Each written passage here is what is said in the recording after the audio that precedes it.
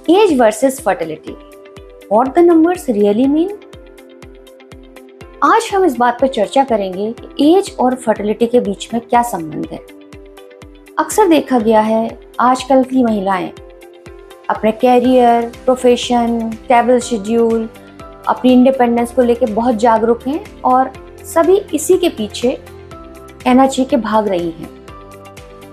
लेकिन as a doctor मेरे पास कई कपल्स ऐसे आते हैं जो पूछते हैं, क्या मैम 35 के बाद माँ बनना सच में बहुत मुश्किल है। इस पे तरह तरह की भ्रांतियाँ फैली हैं। आज का वीडियो हम इसी बात पर चर्चा करने जा रहे हैं। इस वीडियो में age versus fertility, not only myths, हम मिथ्स पे बातें नहीं करेंगे, बट साइंस क्या कहती है और डाटास क्या कह रहे हैं कि एज किस तरीके से किसी भी वुमेन की फर्टिलिटी को इम्पैक्ट करती है। सबसे पहले let's understand basic biological facts. Every women और every female born with a fixed number of egg, मतलब कोई भी महिला जब बॉर्न होती है, छोटी बच्ची होती है, वो एक फिक्स नंबर एग्स के संग बॉर्न होती है।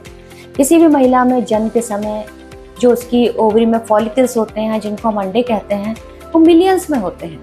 वही जब पीरियड शुरू होता है यानी प्यूबर्टी का टाइम आता है तो इनकी संख्या 3 से 4 लाख रह जाती है। यानी कि बर्थ के संग ही किसी भी महिला के अंडों का डिक्लाइन फेज शुरू हो जाता है।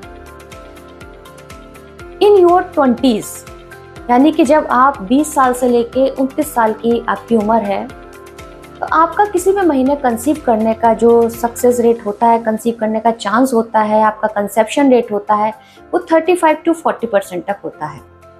इन योर अर्ली 30s, यानी कि बिफोर 35 जो हमारा टाइम पीरियड है, उसमें अंडों की संख्या तेजी से गिरती है और क्वालिटी के संग क्वांटिटी भी थोड़ा सा डिटोरिएट होना शुरू हो जाती है। और 35 की एज को हम एक थ्रेशोल्ड पीरियड मान के चलते हैं। आफ्टर 35 ये डिक्लाइन और काफ़ी तेजी से होता है और 35 की एज के बाद हम कह सकते हैं किसी भी महिला के अंडों की क्वालिटी, क्वांटिटी दोनों जो गिरना तेजी से शुरू होती है, तो उसके कंसीव करने के चांस केवल 10 से 15% रह जाते हैं। यहाँ मैं ये नहीं कह रही हूँ कि 35 के बाद आप माँ बन नहीं सकती, लेकिन 35 के बाद आपका प्रेग्नेंट होने का जो चांस है या प्रेगनेंसी के बाद के कॉम्प्लिकेशंस भी बढ़ सकते हैं और टाइम टू कंसेप्शन, यानी कि आपको कितना टाइम लगेगा कंसीव करने में, वो टाइम धीरे धीरे बढ़ना शुरू हो जाता है। हमारा सोशल स्ट्रक्चर चेंज हो रहा है। Now the society is going changed और late marriages are very very common. लेकिन हमने एडवांस टेक्नोलॉजी, जैसे कि मॉडर्न टेक्नोलॉजी जिसमें ERT टेक्निक्स होती हैं, जिसे हम सिंपल भाषा में आप लोग IVF टेस्ट ट्यूब बेबी कहते हैं, इसमें हमने देखा कि इसमें आज भी एक एज फैक्टर काफ़ी बड़ा फैक्टर माना जाता है। लेटेस्ट डाटास या जो हमारे डाटास वो साइंस की तरफ से आते हैं, बहुत सारी सोसाइटी होती हैं, जैसे American society of reproduction, European society, जब हम इनका डाटा देखते हैं तो उसके अनुसार भी एज केवल हमारी IVF सक्सेस या प्रेगनेंसी कंसेप्शन को ही कम नहीं करता, बल्कि ये हमारी मिसकैरेज रेट को भी बढ़ा देता है। ये देखा गया है कि जो हमारा कोई भी महिला यदि 25 साल से कम की है, उसमें जहाँ एक तरफ मिसकैरेज रेट केवल 10% होगा और जो महिला 40 ईयर पर कंसीव कर रही है उसमें मिसकैरेज रेट 30 से 40% तक बढ़ जाता है। क्योंकि हम जब हमारी एज बढ़ती है, हमारी सारी सेल्स एजिड हो रही हैं, उनमें हमारे oocytes भी आते हैं, हमारे एग भी आते हैं। तो उम्र बढ़ने के साथ वो जो अंडे एजिड हो जाते हैं, उनके DNA में चेंज आ जाते हैं, उनका क्रोमोसोमल में प्रॉब्लम हो जाती है। तो ऐसे केसेस में मिसकैरेज होने के चांस ज़्यादा हैं, क्रोमोसोमल एबनॉर्मलिटी होने के चांस ज़्यादा है। डाउन सिंड्रोम, जिसको आपने सुना होगा कि बहुत कॉमन होता है, क्रोमोसोम 21 ट्राइसोमी 21 जिसको साइंस में कहते हैं और डाउन सिंड्रोम सामान्य भाषा में कहते हैं, इसके चांस भी काफ़ी बढ़ते जाते हैं जैसे जैसे हमारी एज बढ़ती है। अगर आप अभी बेबी प्लान नहीं कर रहे हैं, नहीं करना चाहते हैं, तो टेंशन लेने की बजाय प्रोएक्टिव बनिए। आपको एक्टिवली पार्टिसिपेट करना चाहिए। नई नई मेथड्स आपको यदि पता होंगी, जैसे कि एक सिंपल सा ब्लड टेस्ट, जिससे कि आप पता लगा सकते हैं कि आपकी इस एज पे आपका ओवरिन रिजर्व कितना है। सिंपल ब्लड टेस्ट AMH कराइए। किसी गायनेकोलॉजिस्ट के पास जाके एक बेस अल्ट्रासाउंड करा के हम एंटल फॉलिकल काउंट से कर सकते हैं कि हमारी ओवरी में अभी कितने अंडे बचे हैं और हमारे पास किस तरह का ओवन रिजर्व है। दूसरा, ऐसा हम क्या कर सकते हैं कि हमारा जो अभी हम बेबी प्लान नहीं करना चाहते पर हम किस तरह से नई टेक्निक का सहायता ले सकते हैं, इसको कहते हैं एग फ्रीजिंग या सोशल एग फ्रीजिंग।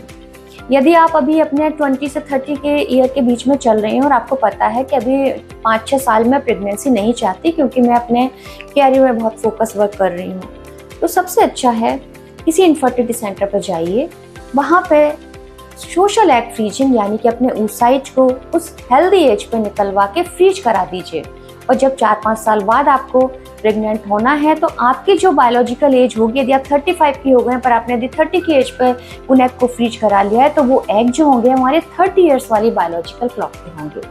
तीसरा है जो सबसे कॉमन है, हेल्दी लाइफ स्टाइल। स्ट्रेस से बचिए, स्मोकिंग से बचिए, अल्कोहल नहीं लीजिए, बहुत ज़्यादा कैफीन नहीं करिए और एक हेल्दी लाइफ स्टाइल के संग अपना जीवन व्यतीत करिए, क्योंकि जैसे जैसे हम बहुत ज़्यादा स्ट्रेसफुल लाइफ जीते हैं तो हमारी बॉडी की एजिंग रैपिड होना शुरू हो जाती है।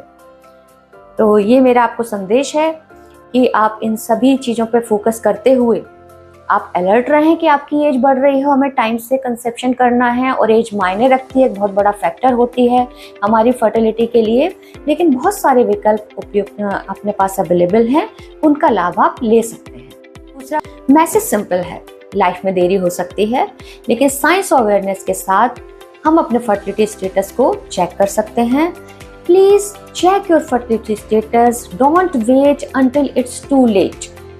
अगर आपके मन में किसी भी तरह का एज ऑफ फर्टिलिटी से रिलेटेड किसी भी तरह का सवाल है, कोई डाउट्स है, तो आप नीचे कमेंट में लिखकर पूछ सकते हैं या अपने विशेषज्ञ डॉक्टर से मिल सकते हैं। Knowledge is your best tool. Please stay informed, stay healthy. नमस्ते।